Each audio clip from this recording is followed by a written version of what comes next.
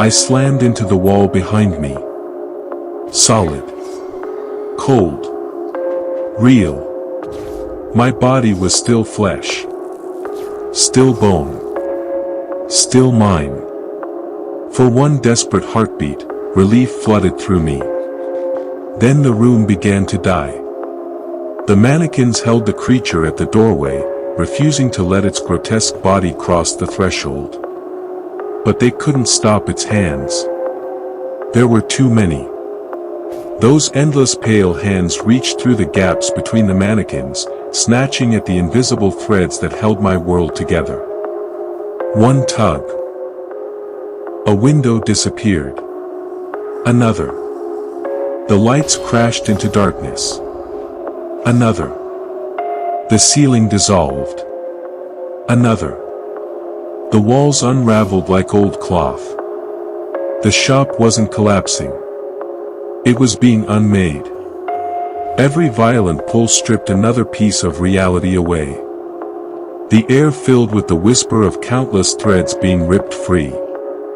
A sound so soft, yet somehow louder than any scream. I watched helplessly as everything I had ever known was torn apart and gathered into the monster's waiting arms. It wasn't stealing furniture. It wasn't stealing walls. It was stealing existence itself. Then, nothing. No floor. No walls. No ceiling. No light. No sound. Even the creature was gone. I floated inside an emptiness so complete it felt impossible. There wasn't even darkness. Darkness still has something to look at. This was absence. A place where the concept of being had been peeled away. Time unraveled beside me. Seconds ceased to exist. Thoughts drifted apart before they could finish. I don't know how long I remained there. Minutes. Centuries. An eternity. None of those words had meaning anymore. Then, something touched me. A single plastic hand. Its fingers rested gently against my wrist. Cold. Smooth. Patient. It didn't grab. It guided. I reached forward. Wood. A frame. Taut string stretched beneath trembling fingertips. My loom. It had found me. Or perhaps it had always been waiting. Blindly, I searched until my hands closed around the shuttle. I had no idea what rested upon the warp. I didn't know what pattern I was about to weave. I only knew one thing. The mannequins hadn't led me here by accident. This was where I belonged. My first movement was hesitant.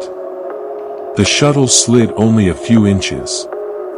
I kept one hand pressed against the threads, terrified they might disappear if I let go. I couldn't survive the emptiness again. Not ever. The mannequins gathered around me. I couldn't see them. But I could feel them. Plastic fingers rested over my own. Cold shoulders leaned gently against mine.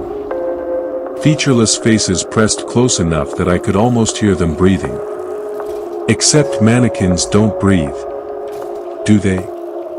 Their silent touch steadied my shaking hands. The shuttle moved again. Then again. Faster. Smoother. The loom answered.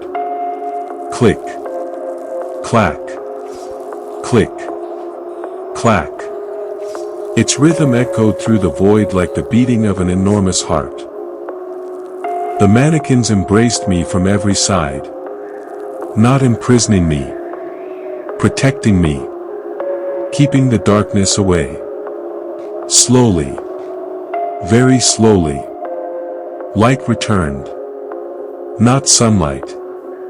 Not lamplight. Something softer. Something sickly. Enough to reveal the loom. The thread stretched endlessly into the darkness beyond. There were no spools. No source. They simply emerged from nowhere. As though reality itself had become thread. The mannequins worked beside me. Their hands brushed mine. Their fingers guided every movement. They smoothed the cloth. Passed the shuttle. Tightened each strand. At some point, I stopped knowing which hands were mine. Our movements blended together perfectly. One motion.